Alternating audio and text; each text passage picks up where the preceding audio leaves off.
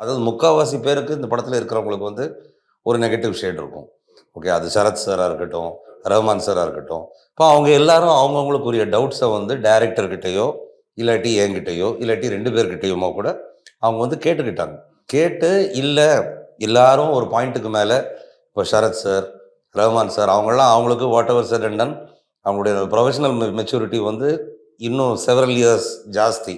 அதனால அவங்க வந்து ஒரு பாயிண்ட்டுக்கு மேல சரி நமக்கு தேவை நல்ல படம். ஓகே. நல்ல படம்.